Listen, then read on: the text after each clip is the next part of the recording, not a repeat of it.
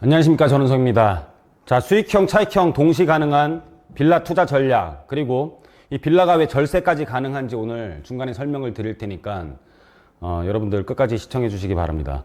그동안에는 천덕꾸러기였는데 빌라가 사면은 가격이 떨어지고 전세 나가면 들어오지도 않고 하는데 지금은 주택 공급량이 굉장히 부족하고 집이 모자라고 그리고 재개발에 대한 제도적인 변화와 그리고 임대차 시장에 전세자금 대출을 안 해주는 그런 분위기로 인해서 점점 월세가 가속화되고 그러면서 세입자들은 점점 힘들어지고 상대적으로 소유자들은 월세를 많이 받을 수 있는 그리고 재개발까지 기회를 가질 수 있는 그런 시장으로 변하고 있습니다.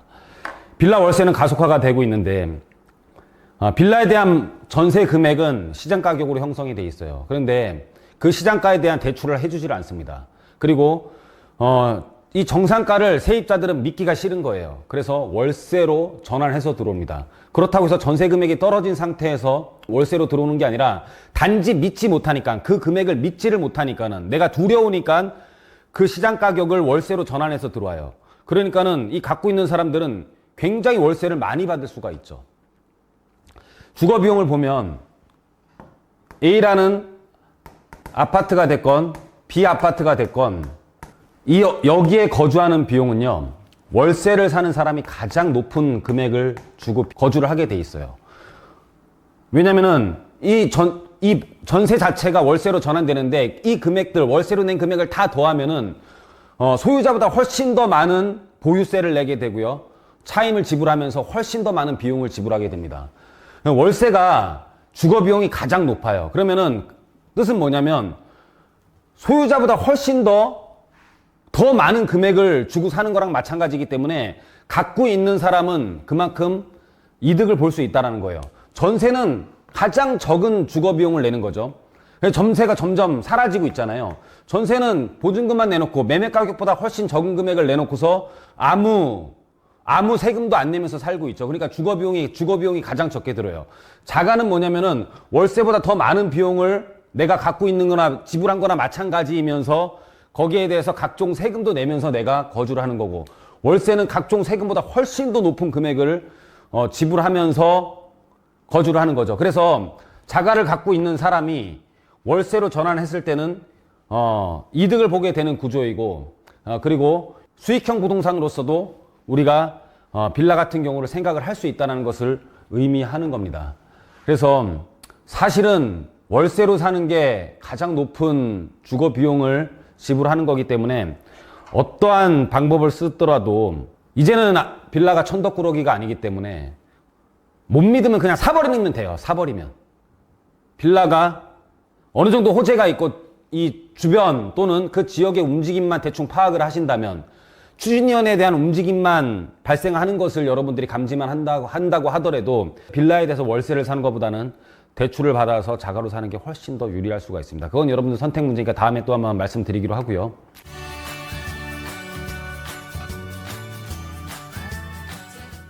대출 규제와 빌라 시장. 빌라 담보 가치가 보수적으로 되게 평가를 하고 있어요. 정부에서는. 빌라의 담보 가치를 많이 안 해주려고 그래요. 그래서 소유자 입장에서는 뭐냐면 절세 전략이 가능해요. 이게 굉장히 중요한 포인트인데, 담보 가치를 낮게 평가하니까 뭐예요? 재산세라든지 이런 것들이 각종 세금들이 낮게 나오겠죠. 그리고 아파트를 증여를 하잖아요.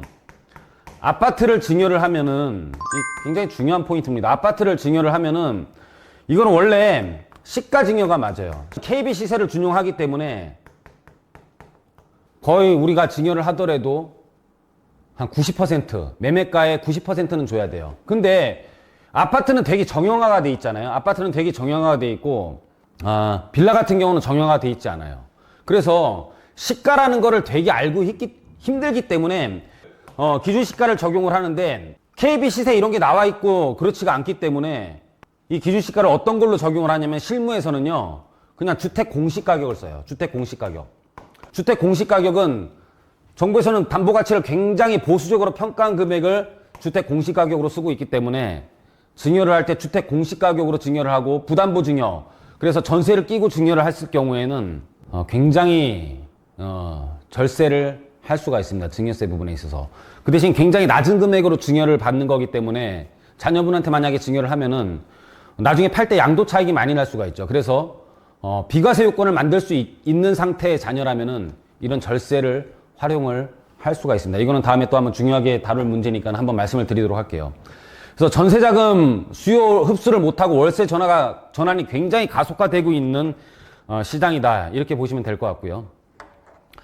전세 보증금 반환 보증과 빌라. 지금 뭐 안 해줘요, 그냥. 그냥 여러 가지 조건이 너무 까다로워. 안 해주고 까다로우니까는 세입자는 빌라에 대해서 전세 보증금을 잘 안 낼라 그래요. 근데 월세로 바꾸는데 나라에서 낮게 평가한 금액으로 월세를 내는 게 아니라 시장가로 월세로 전환이 되는 거기 때문에 소유자 입장에서는 재산세나 보유세 같은 경우는 굉장히 낮게 책정이 돼 있고 월세는 높게 받기 때문에 수익형 부동산도 가능하고 그 빌라가 만약에 재개발에 포함될 수 있는 여건을 갖고 있다면 뭐 요즘에 동의서만 거두면 막 1억씩 올라버리잖아요.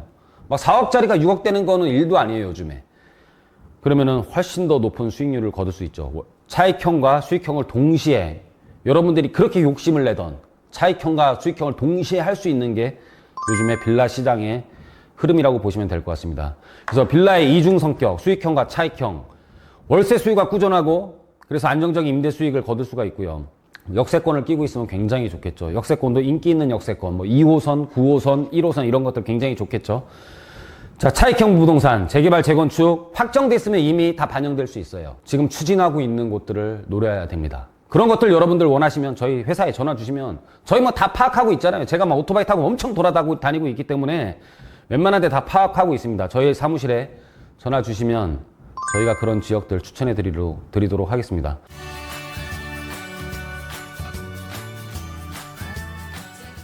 노후빌라는 아파트 전환하면 그냥 재건축 아파트랑 똑같은 가치를 가지고 있다. 그렇게 생각하시면 됩니다. 그래서 대출 규제 강화 속에 정리를 해보면 월세 가속화가 되고 있다. 그래서 매매 가격을 우리가 낮게 산 것들을 정상적으로 또 월세를 받고 있기 때문에 수익형 부동산도 가능하고요. 세입자 불신 심화가 오히려 우리한테는 기회가 될 수도 있어요. 전세로 안 들어오려고 그러고 다 월세로 들어오려고 그래.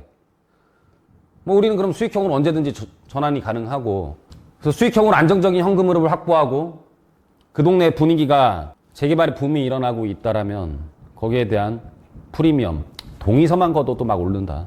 확정되면 팍팍 오른다. 여러분들 요즘에 뭐 신속통합이나 이런 것들이 핵심 지역들에 대해서 많이 경험을 했을 겁니다. 주변에 비싼 아파트들이 있고 주변의 아파트들이 재건축이 됐을 때 굉장히 높은 금액을 형성할 수 있는 곳에 딱 붙어 있는 곳, 그리고 황금 노선이 있는 곳들, 학군이 좋은 것들, 한강변에 가까운 곳들, 이런 곳에 소액으로 투자하고 싶으신 분들은 저희 사무실에 전화를 주시면 저희들이 투자처를 말씀드리도록 하겠습니다. 자, 여러분들 수익형 부동산, 차익형 부동산 동시에 잡을 수 있는 예전에는 좋지 않았지만 최근 재개발에 대한 제도적인 보완과 지금 임대차 시장의 변화로 인해서 여러분들이 안정적인 현금 흐름과 차익을 거둘 수 있기 때문에 한번 잘 고려를 해보시고요. 저희랑 상담하셨으면 좋겠습니다. 자, 오늘 강의는 여기서 마치도록 하겠습니다. 감사합니다.